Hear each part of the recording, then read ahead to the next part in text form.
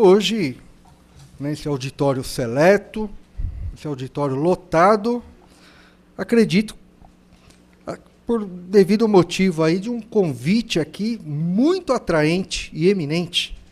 Não vou dizer que é um tema atual, que esse tema já existe já há algum tempo, mas tamanha repercussão que vem se dando aí através da mídia, e com isso faz ainda despertar maiores interesses.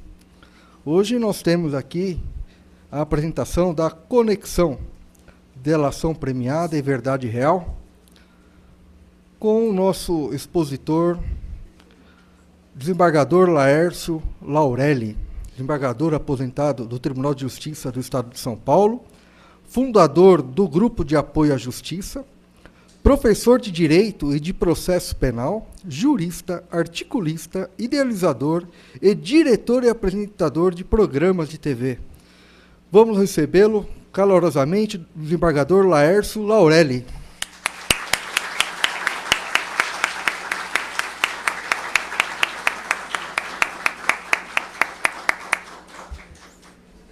Nobre desembargador Dr. Laércio, seja sempre muito bem-vindo a esta casa, qual já é aqui costumeiro, né? Aqui a presença de Vossa Excelência. E como também diz o nosso presidente Marcos da Costa, esta casa é a casa do povo. A todos que nela se interessar, tiver interesse de assistir às palestras, temos aqui as portas abertas. E passo, então, a palavra a Vossa Excelência. É um tema que eu entendo que ainda não foi explorado totalmente, haja vista que nós vamos colocar para vocês determinados aspectos que parece que passam por cima, porque delação premiada não é o objetivo. A lei não foi feita, a Lei 9.807/99, não foi feita exclusivamente para esta finalidade, ou seja, a delação premiada. Então, como diria, palestra, conexão, delação premiada, verdade real. O objetivo, como eu disse, é a verdade real. Mas a lei, esta lei, ela foi edificada e promulgada num sentido de que se preocupavam com as vítimas, não é? E também com as testemunhas. Esse é o objetivo, vítimas e testemunhas. Mas, no final, a lei, então, prossegue no tocante à delação, a colaboração, não chamaram de delação, chamaram de colaboração. E essa é a verdade, a colaboração do réu para que ele, naturalmente, consiga trazer mais elementos para o processo penal e o deslinde da questão. Mas eu quero lembrar, antes, os crimes contra o patrimônio e contra a pessoa. O artigo 155, 157, 158, 159, e mais a Lei 8.072/90. Por que eu começo dessa forma? Pelo seguinte, porque anterior à Lei 9.807, nós sofríamos uma coação, posso dizer assim, coação muito grande, porque não se conseguia chegar a um ponto de coalizão no sentido de buscar os autores do sequestro. Eu digo sequestro porque esta era a extorsão mediante sequestro, o artigo 159. Por isso que eu iniciei com os crimes contra o patrimônio e contra a pessoa. Então, naquela época, antes da promulgação da Lei 9.807, a preocupação era muito grande, porque a partir deste momento da extorsão mediante sequestro é que foi edificada esta lei, para proteger, como eu disse, as testemunhas e as vítimas, aquelas que, afinal de contas, saíam com vida ainda daquela situação de extorsão. Porque nós temos a extorsão do artigo 158, constranger alguém mediante violência ou grave ameaça e com o intuito de obter para si, para outra indevida vantagem econômica a fazer tolerar que se faça ou se deixe de fazer alguma coisa. Pena de 4 a 10 anos. Claro que existem as qualificadoras. Aqui na extorsão mediante sequestro, a pena é de 8 a 15 anos. E diz o seguinte: sequestrar pessoa com o fim de obter para si ou para outrem qualquer vantagem como condição ou preço do resgate. Então, ela está condicionada. O artigo 159 condiciona, quer dizer, o sequestro com o preço do resgate. Então, naquela época, muitas vezes, conseguia-se, no processo penal, alguma vantagem. Por quê? Porque as vítimas se submetiam àquele tratamento que o magistrado de primeiro grau dava no intuito de chegar a um denominador comum e buscar, e conseguir buscar a vítima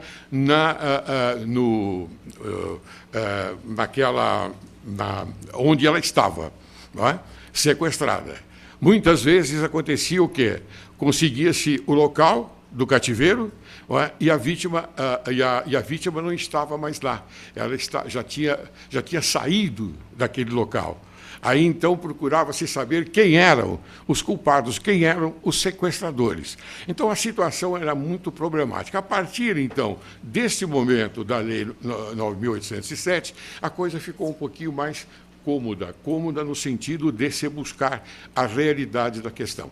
Ou seja, vítimas e testemunhas protegidas pela lei. Eu vou ler o artigo 1º da proteção especial e vítimas e as testemunhas. Diz o artigo 1º da Lei 9.807. As medidas de proteção requeridas por vítimas ou por testemunhas de crimes que estejam coagidas ou expostas a grave ameaça em razão de colaborarem com olha o termo aqui, colaborarem com a investigação ou processo criminal, serão prestadas pela União, pelos Estados e pelo Distrito Federal no âmbito das respectivas competências na forma de programas especiais organizados com base na disposição desta lei. Então, esta lei veio exatamente para isso, para acomodar esta situação. Bem, agora eu vou falar sobre a simpatia, a intuição e inteligência. São 3 aspectos importantes para o exercício profissional dos advogados, na minha visão. Na minha visão, o advogado precisa ter a simpatia, que é uma atração de uma ideia ou coisa que exerce sobre alguém. Veja, simpatia. A intuição é o conhecimento imediato que independe de raciocínio, pode ser até um pressentimento. A inteligência, capacidade de aprender, compreender, adaptar-se facilmente em qualquer situação, intelectualidade, destreza mental, agudeza e perspicácia. Eu vou colocar mais um elemento aqui para dar um pouco mais de força a essa trilogia. Vamos colocar o conhecimento, ato ou efeito de conhecer, informação, noção de algo adquirido pelo estudo, consciência e firmeza de si mesmo. Por que eu coloco esta trilogia e acompanhada do conhecimento? Porque todo advogado tem que ter conhecimento, não só advogado, o profissional do direito tem que ter um autoconhecimento, um conhecimento que o leva a uma defesa eficiente, uma defesa construída, naturalmente, com a moral e a dignidade do advogado, porque o advogado, antes de ter uma causa, ele deve tê-la através da moral e a dignidade, e chegar ao final, como é que se diz? Finalmente, né? Se diz assim, finalmente, assim que se diz, mas de uma maneira mais cômoda para o seu cliente. Muito bem. Os fundamentos básicos agora do programa de proteção, a lei estabeleceu 3 fundamentos. O primeiro, gravidade da coação ou de ameaça à integridade física ou psicológica, dificuldade de prevenir, reprimir as coações ou as ameaças, importância da proteção da pessoa para a produção de prova. Então, advogados e estudantes de direito que hoje estão aqui nos prestigiando, percebam que os fundamentos básicos da Lei 9.807 não é a delação premiada. É sim, não é? Esses 3 movimentos que eu acabei de citar. São movimentos excelentes, porque a gravidade da coação é importante. Então, precisa saber exatamente se há uma gravidade para se dar a proteção devida à vítima ou então àquela testemunha. A dificuldade de prevenir ou reprimir as coações precisam estar bem claras. E também a importância da proteção da pessoa para a produção da prova. Olha aí, para a produção da prova precisa ficar claro. Bem, conceito da delação premiada.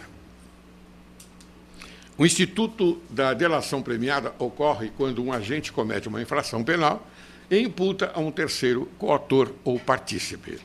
Também é possível a sua coerência quando o sujeito investigado ou processado de maneira voluntária fornece às autoridades informações a respeito das práticas delituosas promovidas pelos demais participantes, permitindo, assim, a localização da vítima ou a recuperação do produto do crime.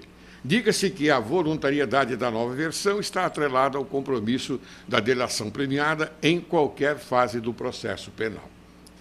Origens e evolução. É lógico, é óbvio que tudo que se faz, toda a lei, antes dela ser promulgada, há uma preparação. Então, nós temos que verificar as origens. Quais são as origens da delação premiada? A origem premiada em nosso país foi inspirada pelo sistema jurídico dos Estados Unidos, um tal de plea bargain, né? Que é a barganha, é o acordo. E eles utilizavam dessa prática durante o período que marcou o acirramento do combate ao crime organizado. Na Itália, a famosa Operação Mani Pulite, que são as mãos limpas, que resultou em um processo de investigação que permitiu ao país identificar e punir pessoas ligadas a todo tipo de escândalos envolvendo a máfia italiana e importantes políticos. Sim, porque naquela época, até 1989, por aí, descobriu-se uma grande corrupção na Itália. Então, a máfia é que conduzia toda essa corrupção. E eles foram punidos. Juízes, inclusive, foram mortos. Pessoas de bem foram executadas. Então, daí é que nós partimos para esta delação premiada como lei. Mas eu já disse, expliquei, não é? É só vocês entrarem. Vocês conhecem bem a internet, não é? Vocês conhecem bem. Na minha época não existia isso. Na minha época era outra coisa. Mas hoje você tem o Ctrl+C, Ctrl+V, não é? Então fica bem mais fácil. Não é? Então, você, com essa facilidade, você vai lá e busca a lei e você a tem imediatamente para você também acompanhar. Então, como diz, eu tenho aqui um estudo que foi feito a respeito das ordenações filipinas. Coloquei aqui, em primeiro lugar, não é, este exemplo das ordenações filipinas. Eu tenho aqui que esta obra ficou pronta ainda no tempo de Filipe I, as ordenações filipinas, que a sancionou em 1595, mas só foi definitivamente mandada observar, esse era o termo que se aplicava à época, após a sua impressão em 1603. E isso quando já reinava Filipe II. Então, o Filipe I, político hábil, quis mostrar aos portugueses o respeito que tinha pelas leis tradicionais do país, promovendo a reforma das ordenações dentro de um espírito tradicional. Mas estas ordenações filipinas, elas tiveram, naturalmente, algo que antecederam. As ordenações manuelinas, que vigorava como lei. Era um código que, afinal de contas, ordenava a parte geral, as explicações da parte geral e também a parte especial com os devidos delitos, com os devidos crimes. Mas não era tão perfeita como nós temos hoje no nosso ordenamento jurídico. Bem, isto é apenas uma questão de colocação, de ilustração, para que vocês saibam que nas ordenações filipinas também existia a delação. Tanto é que ela vigorou no Brasil de 1603 até o novo Código, naquela época, o Código Civil, 1906, não é isso?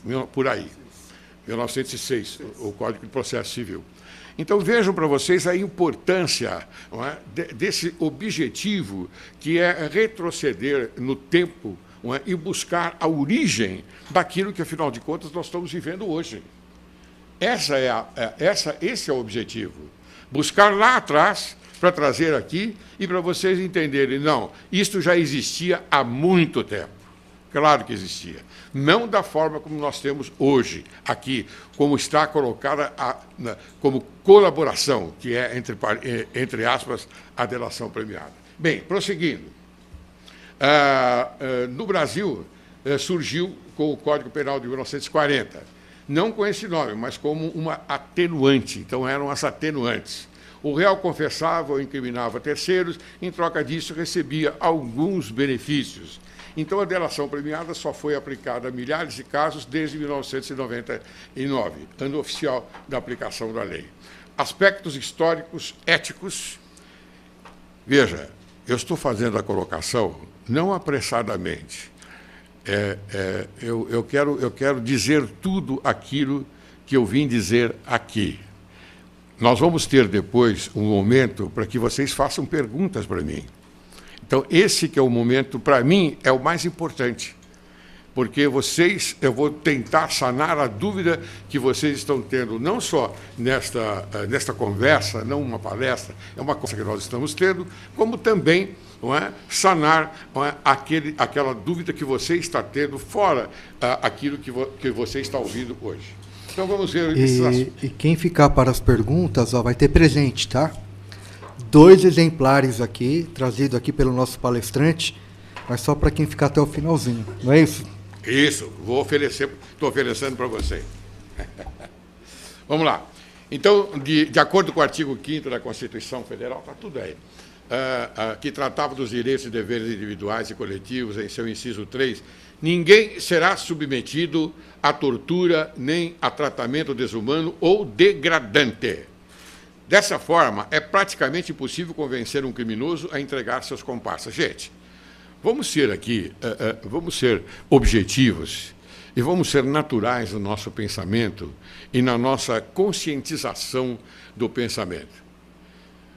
Aquele que cometeu um delito e ele é preso e a polícia pergunta a ele se ele cometeu um crime, vocês acham que ele vai dizer exatamente aquilo que ele deve dizer? A Constituição está aqui. Ninguém será submetido a tortura nem a tratamento desumano ou degradante. Mas, vírgula, é óbvio que vocês já ouviram falar, né, no exercício da polícia científica. E muitas confissões foram exercidas por esse tratamento da polícia científica. Eu não vou explicar para vocês aquilo que era, mas vocês já podem imaginar, não é verdade, doutor? Tá certo? Muito bem. Vamos adiante. Previsão legal. A previsão legal. Código Penal, artigo 159, aqui aparece o artigo 159 em primeiro lugar. Parágrafo 4º, 288, que é bando ou quadrilha, Lei do Crime Organizado, 9.034/5, artigo 6º. Lei dos Crimes contra o Sistema Financeiro Nacional, Lei 7.492/86, artigo 25, parágrafo 2º. Lei dos Crimes de lavagem de capitais e lavagem de dinheiro. Lei dos Crimes contra a Ordem Tributária e Econômica, Lei 8.137, Lei de Proteção a Vítimas e Testemunhas, que é exatamente essa que nós estamos conversando hoje, no artigo 14, que nós vamos ler daqui a pouco. Nova Lei de Drogas é a Lei 11.343/6, e, mais recentemente, na lei que trata do Sistema Brasileiro de Defesa da Concorrência, número 12.529/2011, artigo 86. Natureza jurídica. Bom, vocês que são alunos de Direito, alunos de faculdade, e vocês sabem muito bem, quando se estuda, principalmente na área penal, você estuda o conceito, não é? o conceito e também a natureza jurídica, não é? daquela norma. Então, a natureza jurídica de uma norma, ela deve chegar à aproximação daquilo que, afinal de contas, ela foi identificada, não é? para aquele motivo, para aquela motivação. Então, eu coloquei aqui, basicamente, a delação premiada se perfaz num acordo entre o Ministério Público e o acusado. Mas aqui não está, não é? aquele conceito que eu acabei de falar agora. Não, não está.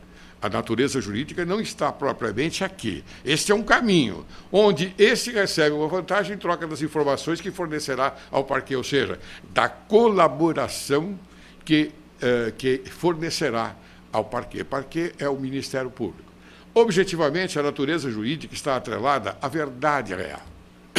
Por isso que eu coloquei o tema como conexão, delação, verdade real. Porque a natureza jurídica desta delação é a verdade real, é a busca da verdade real. E, no nosso entender, é a efetiva natureza jurídica nos termos do artigo 13 da Lei 9.807, abaixo transcrito. Vamos ver. Aqui está. Percebam que o legislador, ao colocar esta colaboração que o réu, o agente, fará no processo penal, não é? Ele teria que dar alguma coisa em troca. É óbvio. Quer dizer, é uma troca de favores. Bom, eu digo a verdade, olha só, eu digo a verdade, não é? Mas você tem que me dar alguma coisa para que eu diga a verdade. Porque eu quero deixar bem claro que no artigo 185, por ocasião do interrogatório do réu, lá, naquela norma processual penal, nós vamos encontrar o quê? Nós vamos encontrar que o réu ele pode falar, dizer a verdade ou uma versão daquele fato. Então, ele atua nesse sistema. Raramente se fala a verdade. Raramente se fala a verdade. Então, o que ele faz? Ele apresenta uma versão daquele delito, daquela infração penal. Ou então, está lá na lei, o silêncio. Ele não é obrigado a falar. Ele não é obrigado a falar absolutamente nada. Então, isto é em benefício dele? Claro que não. Não tem nenhum benefício. É em prejuízo, aliás, porque ele tem que falar. Para se defender, é a primeira defesa do acusado, é o seu interrogatório. Eu penso assim. Eu, antes de ingressar no Tribunal de Justiça do Estado de São Paulo, eu fui advogado criminalista, inclusive nesta casa, fui presidente da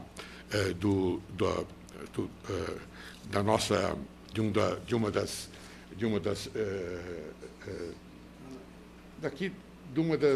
das comissões. A comissão que eu presidia naquela época era a porta de entrada, é o cartão de visita da Ordem dos Advogados do Brasil. Não é? É a comissão das prerrogativas. As prerrogativas é uma comissão, como eu sempre chamei, de cartão de visita da Ordem dos Advogados do Brasil. Então, eu tenho muito orgulho de vir aqui e falar e conversar aqui com os nossos amigos, não é? Porque a gente saiu daqui. A gente saiu daqui para ir para o tribunal. Mas o que eu quero dizer é exatamente isso. Essa parte da colaboração, não é, do artigo 13. Esse artigo 13 ele é favorável. Como eu dizia, se você me dá a verdade, eu te dou o quê? Eu te dou, no parágrafo único, a concessão do perdão judicial, não é? que levando em conta a sua personalidade e a natureza da circunstância, a gravidade também da repercussão social do fato. Este perdão judicial, doutores, doutoras e alunos, está localizado na parte geral do Código Penal, no artigo 120. O artigo 120 do Código da parte geral do Código Penal nos dá esta magnífica exposição no sentido do perdão judicial. O perdão judicial é usado naqueles casos também, o doutor Marcos sabe disso, doutor Walter também, quando, por exemplo, há um acidente de automóvel. Vamos lá, um acidente de automóvel. Então, o condutor do automóvel morre, ele está no carro com a mulher, com 3 filhos, morre um dos filhos. Então, o perdão judicial é exatamente nesta colocação, uma colocação objetiva, no sentido de que não adianta uma pena para esse homem, não é, que por uma infelicidade perdeu uma filha, uma mãe, uma esposa, num acidente de um carro, ou um outro tipo qualquer de coisa. Estou dando um exemplo só para vocês imaginarem o que é o perdão judicial. Então, é melhor, antes de aplicar a pena do artigo 121 do homicídio culposo, nós vamos, então, dar a este réu, a este agente, o perdão judicial, porque o sofrimento de perder um ente querido é muito maior do que responder uma pena. Na minha visão é por aí. Bem, então, aqui o artigo 13 é exatamente a consequência da verdade real, não é? Da natureza jurídica, que é a busca da verdade real.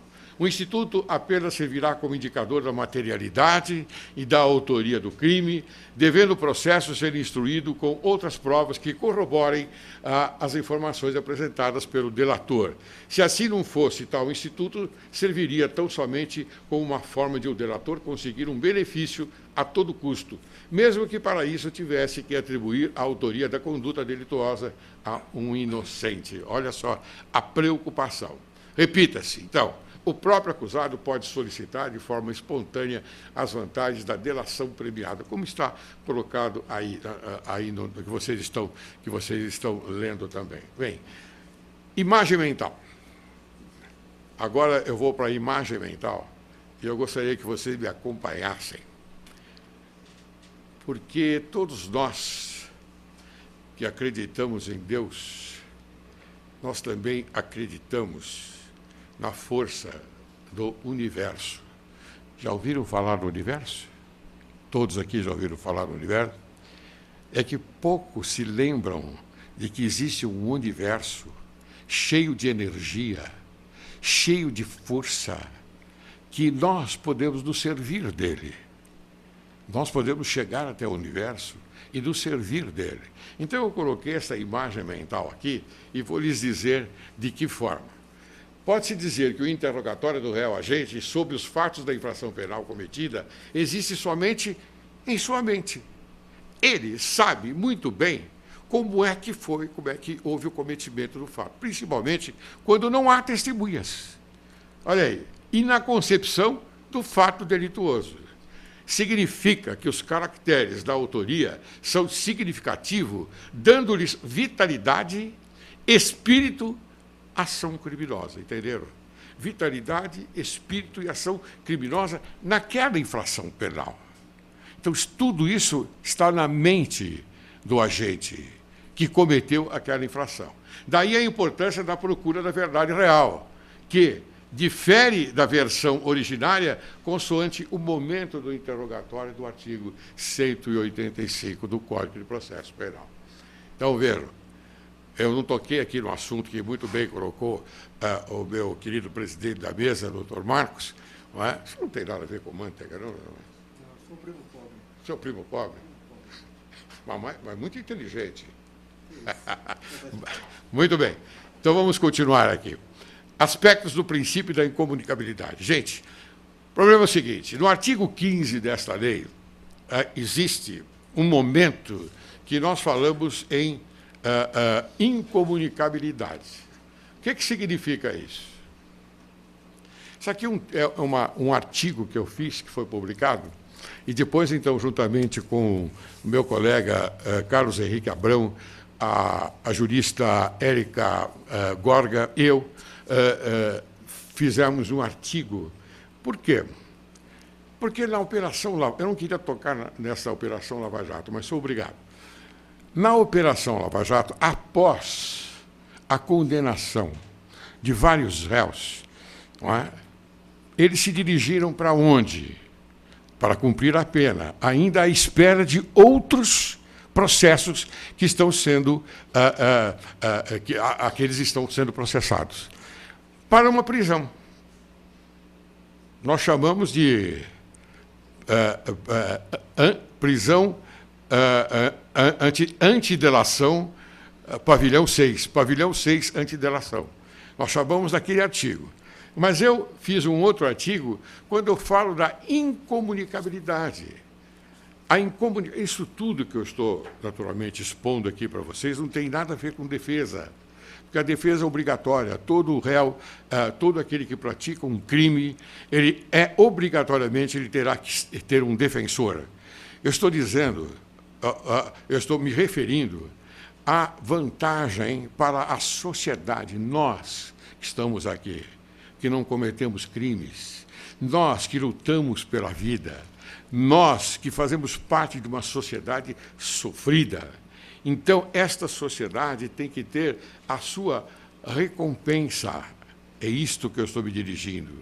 Então, veja, esses que estão lá na Operação Lava Jato, nós fizemos exatamente esse artigo para que eles não se comuniquem mais.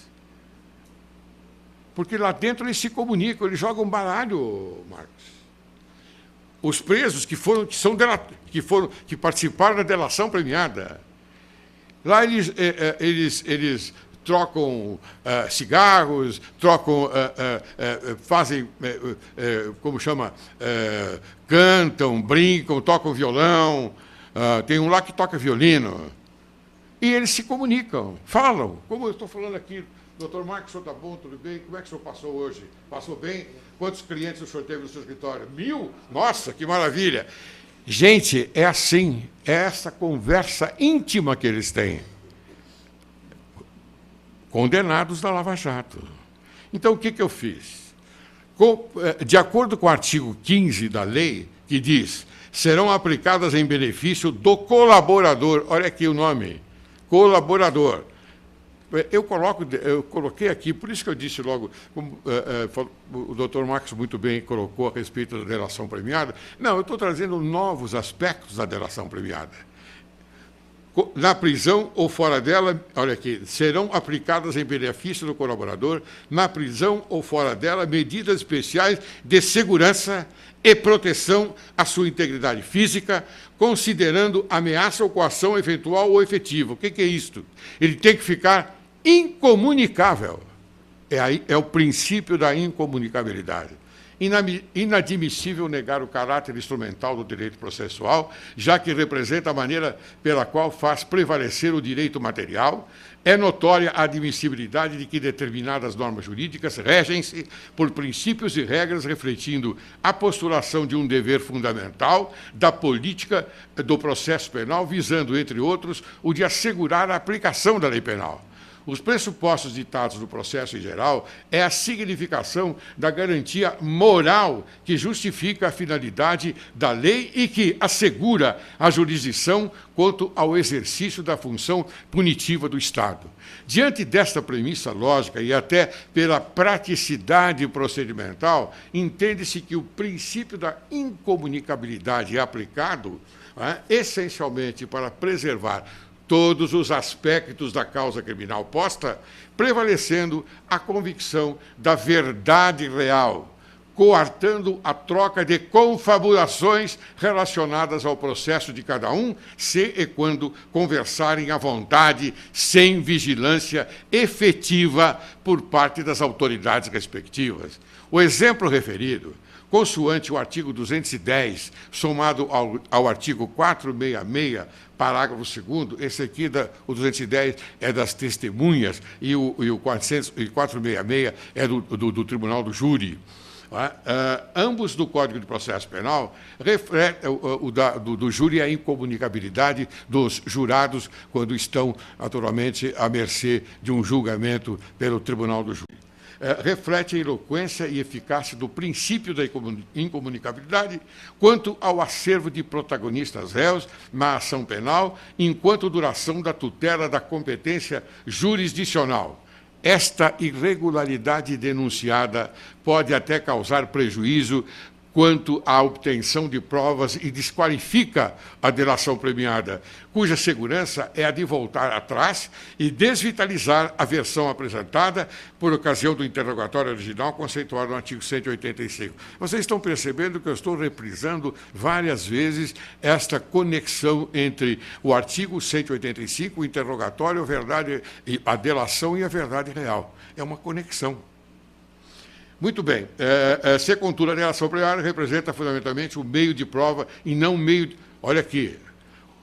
A delação premiada representa o meio de prova e não meio de defesa.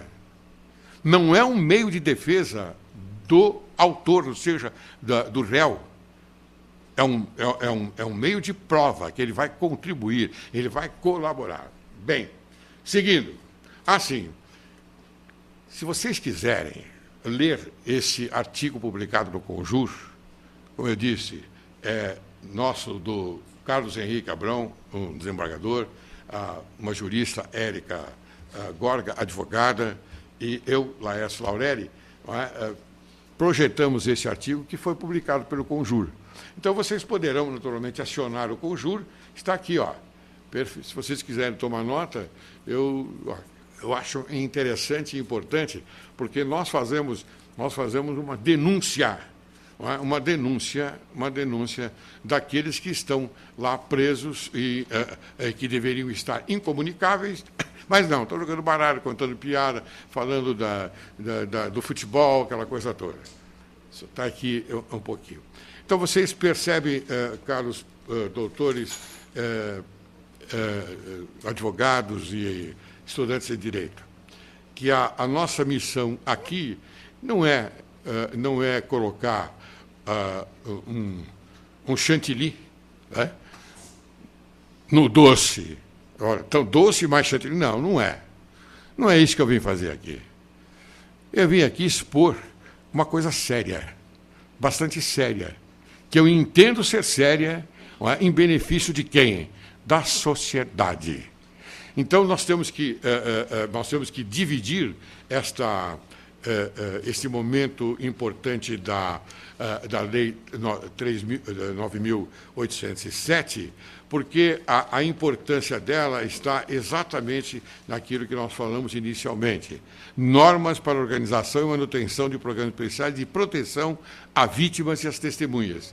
E lá no fim da lei, então, é a colaboração do réu.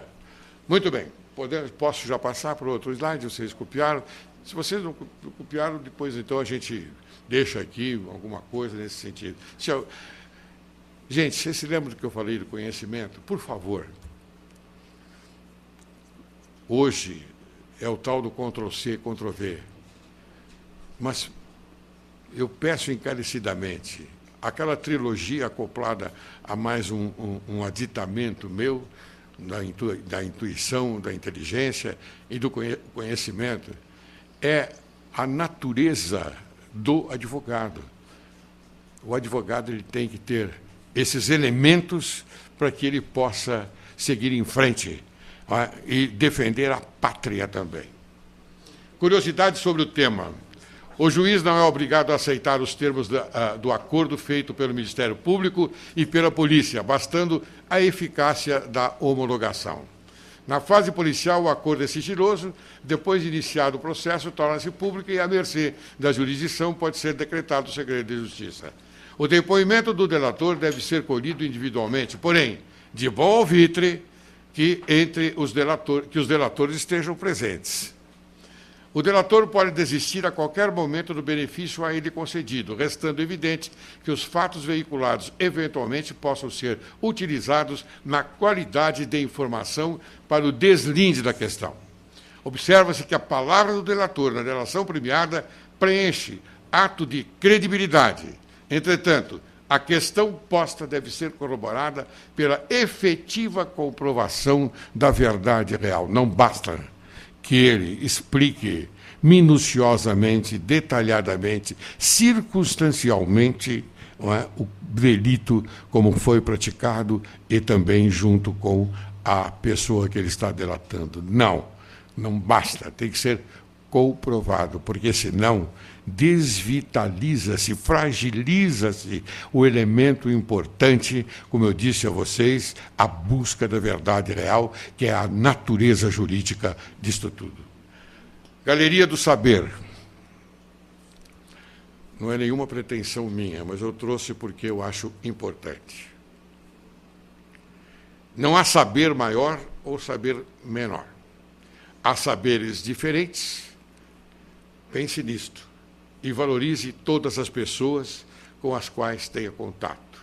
Cada uma delas tem algo de diferente para ensinar. Então, às vezes, nós encontramos no nosso dia a dia pessoas que, com o nariz em pé, dizendo que sabem tudo, não é? Mas, por exemplo, não sabem conversar com as pessoas, não sabem respeitar o próximo, não entendem absolutamente nada desta significância da moral e da dignidade do ser humano. Enfim, cada um sabe de uma coisa. Eu sei direito penal, sei direito processual penal, por isso que eu vim aqui. Mas cada um de vocês sabe alguma coisa mais do que eu. Eu tenho certeza disso.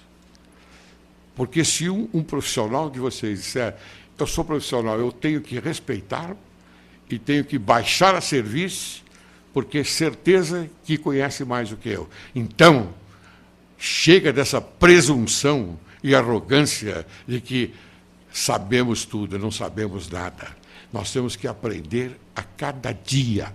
Cada dia que passa, nós temos que aprender. Vocês que ainda estão na faculdade, vocês têm que honrar o professor que vocês têm, os professores, aliás, porque são eles que vão dar a qualidade de vida para vocês. A qualidade, porque vocês escolheram aquilo que, afinal de contas, vocês querem ser, ou advogados, ou delegados de polícia, ou Ministério Público, ou então a magistratura. Estou finalizando. O comunismo não é a fraternidade. É a invasão do ódio entre as classes. Não é a reconciliação dos homens. É a sua exterminação mútua. Não arvora a bandeira do Evangelho. Bane Deus das almas e das reivindicações populares. Não dá trégua à ordem. Não conhece a liberdade cristã, dissolveria a sociedade, extinguiria a religião, desumanaria a humanidade, everteria, subverteria, inverteria a obra do Criador. Estas palavras, belíssimas palavras, reflexão excelente foi dita por um dos homens mais patriotas que nós conhecemos no dia a dia das nossas vidas, Rui Barbosa. Com essas palavras, eu encerro a minha participação, agradecendo muito a presença de vocês.